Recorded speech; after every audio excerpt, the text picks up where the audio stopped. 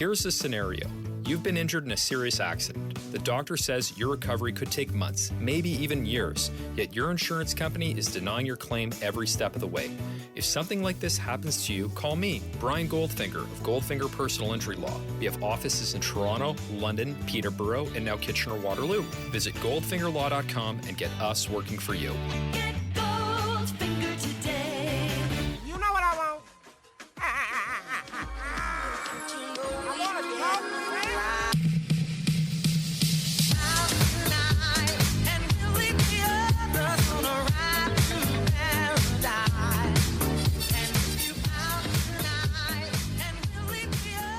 Hey, that's pretty good. The Raptors defeat the Atlanta Hawks 118-108 and do so in not exactly a stress-free fashion. They do so in a very aesthetically pleasing fashion for much of the game, kind of a throwback to halcyon days of basketball where the three-pointer wasn't that important as they missed their first 12 shots from downtown in this game. And the first three made in this game wasn't Fred VanVleet on a wide open catch and shoot or Gary Trent Jr., these, all world shooters. No, it was a Thaddeus Young step back, of which he's now 11 of 22 with the Raptors from the corner. So kind of a little secret hack for Raptors. If you care about talking to your buddies, your friends, whoever they are, saying, hey, Lisa, I got a funny little factoid for you. Hey, Brad, hey, Davon, let me talk to you. Thaddeus Young is 11 of 22 from the corners this year. If, that little factoid interests you, feel free to, break that off this podcast and use it for your own, Anyway, yes, okay. The Raptors won. John Collins, Danilo Gallinari are missing from the Hawks in this one. OG Anunoby still out with something is going on with his leg, his hip, after it looked like he got Charlie horsed really bad. I'm not super sure. Somebody will ask a question at practice. I'm almost certain of it. And then we'll know more. But yes, the Raptors, a throwback game. Okay? And they ended up hitting some threes in this game. None bigger than the last one that Fred VanVleet hit after missing about 18 in a row, it seemed like. But the Raptors got by on those extra possessions. In a game where they grabbed 20 offensive rebounds, they win by 10 points. And of course, along with that, you need to be able to score the basketball, and that's where Scottie Barnes and, Pascal Siakam, chief among everybody, was able to provide something significant in 31 points, 13 boards and 6 assists. Precious punching in with 11 of his own. Boucher had 18. Scottie had 19. The young guys, the long boys, as it were, coming out of the woodwork to assist Pascal Siakam in taking down the Hawks.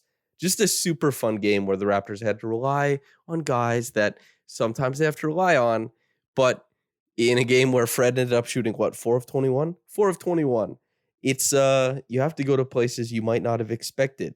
And that's exactly what happened in this game. And they actually managed to win.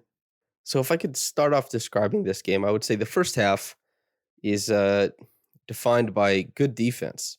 And by a few different candidates in this case. Is Precious was pretty damn good. Khem Birch, pretty damn good. Boucher, pretty damn good. Fred VanVleet, pretty damn good. Pascal, very nice. These guys just really having a nice game defensively. And relying solely on Pascal Siakam to just drive the offense, work from the middle of the floor, compromise the Hawks defense, see what opens up, and just hammer the offensive glass and see what you can get there. The second half, some more threes go in. So you don't have to defend at exactly the same level, but the Raptors still did a pretty good job of it. And especially late in the game where Precious Achiuwa, he got to close. It's not every game that he does. And in this one, definitely earned, although I'd love him closing more games. But regardless, he completely changed how the Hawks attacked in the pick and roll, what type of schemes the Raptors got to run. They got to blitz. And the Raptors, with Khem Birch, they do not get to blitz Trae Young in the pick and roll. Khem is too slow. He will leave a gap, and Trae is going to split that. Like, you bet your bottom dollar Trey's going to find a way to split. But with like Chris Boucher and Precious Achua, he's probably not going to get to split. And on 3 possessions late, he did not get to split, and he had to reset, and they didn't score out of it. Is that pick and roll the engine of the Hawks offense? The engine, one of the best plays in the NBA that any one player can run, and Trae Young is the guy running it. It didn't work out because Precious was so solid. And that was late in the game, but in the middle of the game, I thought that the Raptors found a really nice stride as well. And if Thad Young punched in as well in the first half too, it was nice to see. But yeah, man, the Raptors for the most part relied on their defense. And then once it started blowing up a little bit, because they had 2 quarters where they allowed 31, and then they allowed, I think, 46 between the second and the fourth quarter. They found room to improve. They saw what was working, what wasn't. They cut and ran and decided to change what they were doing, kind of, change up the approach, which is what you have to do when you play a star like Trae Young, who reads the floor at such a special level. And they made the adjustments they needed to. And even though they did hit some shots late, the calculus for this game did remain defense plus Pascal plus extra possessions on offense. And that was super nice to see. Chris Boucher coming and just raining threes. Like, Chris Boucher led the Raptors and made threes tonight. And he took, Fred VanVleet took over twice as many as he did, which is that you're not often going to get that outcome. But in this game, you do. This is, as I talked about at the top, a very unique game where the Raptors had to look elsewhere. And yeah, by gum, they did it. Pretty impressive stuff. So things started going really well at the start of the fourth quarter. And then the Raptors basically didn't score a basket from around 7 minutes to around 4 minutes. So they had a long scoring drought. And this was largely because of Fred VanVleet commandeering the offense. And Fred, who, you're okay with him commandeering the offense a lot, less so after the All-Star break, but he's had such a great year. He was an All-Star, and he deserves to be able to call his shot. It's tough to see him call it so often, miss so many shots, and then see Nick Nurse start running set actions specifically for him. Now, you can quibble with this and you can say Fred got good looks regardless. It's a coach's job to get them good looks. Yes, that's true. But there's also the overlay of Pascal Siakam is cooking the hell out of the Hawks. Even if they're throwing extra attention his way, it's probably better to run an action with Pascal that's trying to get him to score and then let him make reactive reads rather than a set action to get Fred an open 3 or something where he's just missing everything. Even the 3 that he hit late in the game was a set action. Well, it's not set action is a fancy term for a pick and roll where they just ghost the screener for Pascal, and they tried to switch, and Pascal used an escape dribble and makes DeAndre Hunter re-engage. He collapses the strong side, and he finds Fred for a 3. This is just relying on Pascal to make good plays instead of relying on a set action to kind of create something for a player who's not hitting anything. And it made sense to me that finally, once Pascal was on ball, they got free throws for Precious Achua after Pascal drew everybody in the paint to him and dumped off to Precious. It made sense that Fred was open and that he got found in rhythm like that after Pascal made the pass, and the Raptors were able to pull the game out afterwards. Pascal got downhill, got to the free throw line.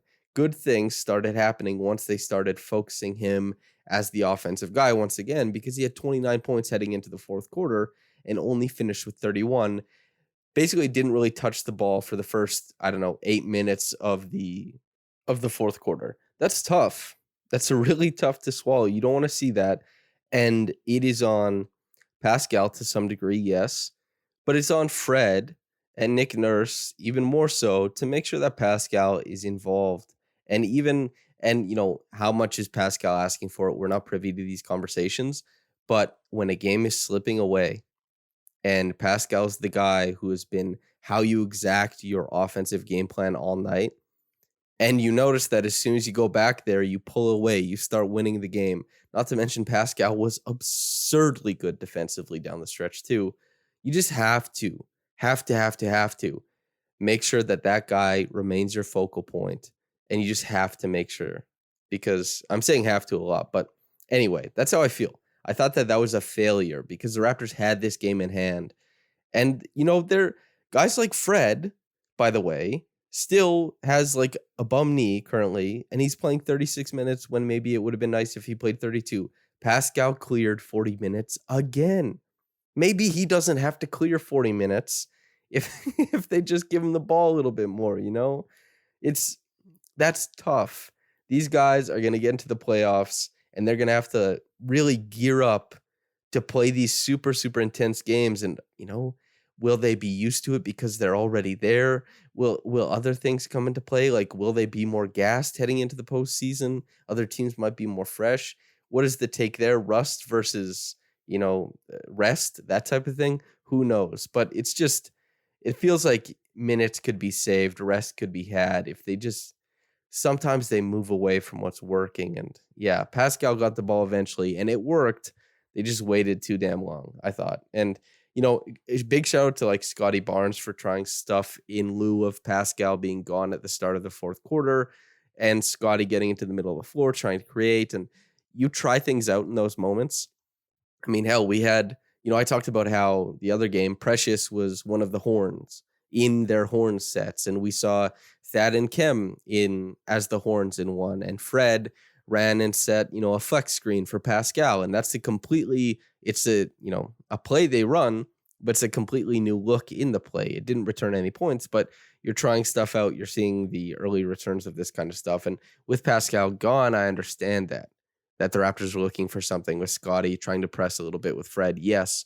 But once Pascal was back in, they just took too long. I'm belaboring this point, but the reason why the Raptors won this game was largely because Pascal is really damn good at basketball, should be on an all-NBA team by the end of the season, and, his defense and offense to close this thing out were sublime.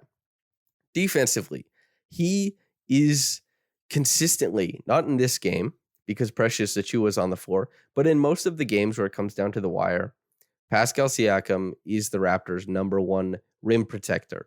His help side contests late in games are so, so fantastic. His coverage on the back end, like he'll sprint that baseline. It's so good. He solves so many problems, and he did in this game too. Precious was out there as well, so he affects a lot too. Like Precious, you could make the case that like a good Precious game is as good as a good Fred or Pascal game defensively. Like that's how high he can punch at times. And this was a good defensive Precious game. As I said earlier, he kind of blew up a lot of the Hawks pick and roll actions. And so he and Precious, Siakam and Precious teaming up for that back line down the stretch, they absolutely made life way easier for everybody else. A blow-by could happen for Fred or Gary or Scottie, and those guys would be there. And they would help close this game out. It was super nice to see. But overall, yeah, this game just Pascal carrying. The Hawks, they made adjustments. They started throwing more attention his way, but they did for a while try and get away with Timothy Luwawu-Cabarrot in the middle of the floor, just isolation. Siakam just cooked the hell out of him, man. Like, no regard for human life. Went at him, end ones, floaters over top, spin straight to the bucket, whatever. He was getting to his spots, hitting from there too, and then playmaking once the attention came. Super nice to see. But Precious coming in with that attack to close out, huge dunk, probably the best dunk from a Raptor so far this year. It was massive.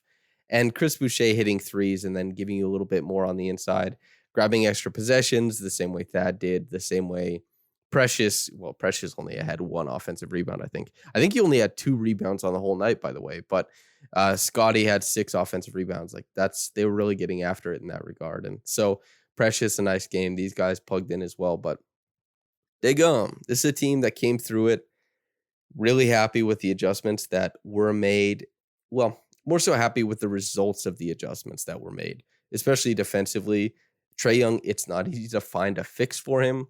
When the Raptors played the Hawks last time and they lost, Trae Young was isolating a lot because Precious Achiuwa started having success against Trae when he was at the level of the screen or in drop, and even in blitz a little bit, right? I charted every single pick and roll action that Trae ran that game and wrote, what the Raptors' defensive response was and who was running it and the outcome. And I thought it was going to be this huge thing that I was going to be able to write about. But then the Hawks just dropped it and started running isolation. They didn't do this late in this game. And the Raptors got to make that adjustment at the end and just throw Precious at him. And it worked. That was awesome to see. Really great. And I think that takes us to, the Reggie Evans Award. It's not Precious. It's Scottie. Scottie getting 19 and 14. That's huge, dude. This is a rookie, kind of skating to 19. It wasn't even a huge Scottie game or anything like that, by the way. But a rookie getting to 19 and 14, 6 extra possessions on the offensive end in a game you win by 10. Man, really, really nice to see. I was really happy with that. So, yeah, well done, Scottie. Reggie Evans Award to him. Top quick reaction comment from LeeZ. Quote, that was Birch's best game of the year. Well done. That said, Precious made 2 incredible defensive stops in a row in the fourth, and Nick takes him out to bring Birch back in, and Thad, who had played very well. It's not easy keeping players who played really well earlier in the game on the bench, but when you've got momentum going and your guys are making great plays and showing no signs of fatigue, you can't take them out. And sure enough, the Raps got clobbered on both ends. Thankfully, Nick fixed his mistake and brought Precious and Gary back in, and the rest is history. End quote. Hey, LeeZ, yeah, you and I are of a similar mind on Precious, I think. And Birch's best game of the year, I don't know. There's been quite a few games this year. He's had quite a few good ones, and this one didn't seem like incredible to me. But you and I agree for the quick reaction. I had written that I thought Birch had a nice game, and we're in agreement on that. But maybe me less emphatically. But we are in the exact same mindset as far as how Precious is utilized and maybe not utilized often enough. I know that Nick likes to anchor him with Boucher and then kind of get a feel for how he's playing that night and then deploy him. But I think Precious is good enough to get more run, like way more run than Cam for the record. But, it is what it is. But I think, yeah, you and I are in agreement. So for most things there, what you touched on with Precious making big defensive plays, yes. And getting in at the end, being important, yes. So thanks for writing in, LeeZ. Always a pleasure. Listener, thanks for tuning in, whether you got into it in the morning or at night. Have a blessed day and goodbye.